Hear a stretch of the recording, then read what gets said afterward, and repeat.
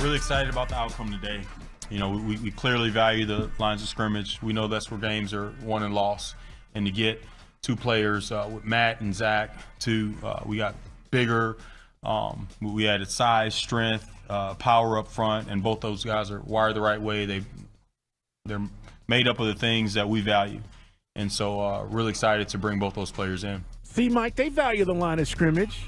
That's Terry Fontenot, guys, general manager of our Atlanta Falcons. It's Dukes and Bell Sports Radio 92.9 The Game. I'm making a joke because Mike has been saying this, go get a guard, go get an offensive lineman. Right. And they did. I think the second pick, again, may be the one that is the most underrated, but it may be the most valuable when we start talking about protecting Desmond Ridder and how much better the run game potentially is going to be with a guy like Matthew Bergeron. Let's take some of your phone calls, guys. 404-741-0929. It's Dukes and Bell. Want to see what Bird's talking about in Buford. Bird, you're on Sports Radio 92.9 The Game. Hey, man, tell us how you feel about this draft. Hey, hear me out, guys. Because I understand how you guys feel, okay? Well, let me tell you something about us really diehard Georgia fans and diehard Falcons fans who grew up here, okay, who actually put money in the seats there. I just feel passing up on Jalen Carter, for a running back. We've already got a 1,000-yard running back that did well. Our problem is not the point. Our problem is keeping points off the board for the other team. In the last 5 seasons, we have watched, as Georgia fans and Falcons fans, we have watched our team lose the game in fourth quarters every season. It's ridiculous, guys. Bird, you had up on the player. Bird, you had on the player. Bird, you had 6 games last year that you were within 6 points of winning. 6 points. That's not defense. I'm sorry, it's offense. Now, I know the defense wasn't up to snuff, but Bird, we don't score enough points. We just don't. And the fact of the matter is, this is an offensive league. If you're not putting up points, Mike and I talked about this on Friday. I understand your passion for Georgia players and the fact that you've been here and the fact that you pay money. I get all of that. So do we. We do too. So do we. So at the end of the day, we're on the same team. But let's not talk about the other side of this as if one player was going to completely change the dynamic of what we really need. It's more than just about Bijan. Bijan's added to Pitts and London. And now we have our big 3 that we hope our quarterback can distribute the football and we can be a much more dynamic offense. Am I crazy? And again, brother, I know you want Jalen Carter, but you're not giving Bijan Robinson his due. He's an explosive back. Everybody comes back to that 1,000-yard rusher argument. Well, again, we don't have a lot of those on this team, but it's a combination. Okay, and this guy's going to be able to stretch the field. You're going to be able to do things in the backfield we couldn't do last year. First off, Pitts is back on the field this year. We're going to be the most dynamic offense in the NFL. And then come back to me and talk about Jalen Carter, who's in the rotation with the Eagles. Look, if Jalen Carter doesn't screw up, he's going top 3. We're not even having this conversation. That's the fact. But us being Atlanta, we had to have the situation which gets half the fan base obviously in their bag. So I look, nobody wanted Jalen Carter more than me. But this franchise wasn't going to touch this guy because they've been burned before. Sorry. And the Eagles have made some big moves, and they love Georgia players. They still haven't won a Super Bowl this time around, but they're certainly a loaded franchise. I get the mindset, Carl. A lot of folks look at Howie Roseman and says that's the gold standard right now. Yeah, and Bird, I appreciate you, man. I'm glad that you feel the way you do. But at the end of the day now, we got to see how this shakes out, and we got to ride with it, and we're going to take more of your calls. But, guys, we lost to the Saints by 1 point last year. We started the season, right? 1 point. We go on the road, we lose to the Rams. It's 31-27, okay? These are all the games. We're in them. We're right there. You talk about the Buccaneers, Mike, at Tampa, 21-15. It's a winnable football game. By the way, in case you're looking for average points, the Dolphins, the Falcons, Chargers, Rams, Browns, all in the same group, all within like a tenth of a point on average. So we're all giving up 22.5 points a game. And then so you just weren't scoring. So if we weren't scoring the 4 touchdowns, you got to win, or the 3 touchdowns and a field goal, you need to win. Chargers come here. Justin Herbert didn't have anybody on the field that day. They beat us 2017. We're in the games. Right. The Carolina game last year in the rain.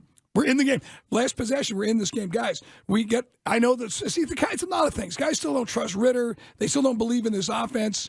They still don't realize you made. The guy's like, I'm sick of 7 and 10. You know, you be honest, other coaches, you'd be 2 and you might have Bryce Young. You might have won just 2 games. That's what's really funny. You and I were looking real quick before we get to another call on Friday's show up at Flowery Branch. I looked at one of those earlier breakdowns. SI did. If the draft was today, it was like right after the 2022 season draft ended. So they had us picking second. They had us winning like 2 games last year. Of course. So, I mean, Arthur Smith is a really good coach. You give him more weapons. I know the arguments because I've made them for many years. But the argument here was Jalen Carter, he screwed himself out of being in Atlanta. Sorry. You held the Commanders to 19 points. You held the Steelers to 19 points. In the second game against the Saints, you held them to 21 points. What are we talking about, Bird?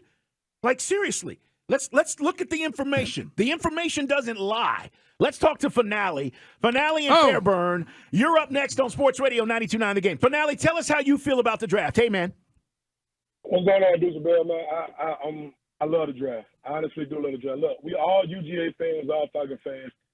We wanted Jalen Carter. We understand that. But at the end of the day, we have to understand they just gave Desmond Ridder, who is an unproven young quarterback in this league, one of the greatest days they could have gave him, which is a dynamic offense, which is great for him because he has weapons all over the field now. Second, I remember last year before the draft, I remember y'all had Chuck Smith on, and Mike, you kept asking Chuck, hey, with that number 8 overall pick, should we take the offensive line? And Chuck told you, no, we have invested enough in the offensive line this time for the coaching staff to coach them up. So we have taken 3 edge rushers in these last 2 drafts in the top 100, which is Arnold Ebiketie, D'Angelo Malone, and now Zach Harrison out of Ohio State. Right. It's up to the coaching staff to coach these guys up, to get these guys to be great edge rushers. It's time for the players to step up and take the next step. I trust in the defense. Like I said, we have been in every game. We was almost in every game last year. It's the offense that we have to worry about. Like I said, with a young, unproven quarterback, I love the pick. It's nothing that's better you could have did for him than to give him a dynamic running back that has like Christian McCaffrey type talent. Booyah. And allow him to go with Pitts and Drake London. Right. Like I say, Falcons fans, we cry too much because we love UGA and yes, we want dogs. But at the end of the day, we just have to trust the brain trust.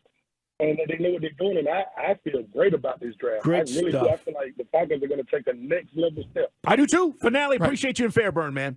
Great stuff. Right, as we said, guys, you got to look at the big picture here. This is going to be the most dynamic offense. And I know what Chuck was saying. I agree, but maybe not in the first round. But, man, we got a guy who is a fire breather out of Syracuse, who's a tackler who's going to play guard, and this is everything I wanted. Because if you were going to roll out a Hennessy or a Jalen Mayfield, there's no way in hell I would have said we did better this year in the offseason at the offensive line. So I'm excited. And hopefully McGarry takes a leap. That's my beef, Carl, is protect the quarterback as good as you do running the football. You guys do realize we were 3rd in the NFL in rushing, right? Without Bijan Robinson. Are we going to lead the league in rushing? Do you know what that means? Do you know how much that opens up the offense? And we're finishing games, and instead of, as Carl and I used to joke around, okay, we're over the 50-yard line, get Koo in there. Now we're going to run the football down people's throats to finish the game, which is something we haven't been able to do consistently. I'm just That's part of it. Just said, I'm excited. I don't know how to get this across to you, Atlanta. I don't know what I need to do to explain this. Stephen A. But it's the truth, Mike.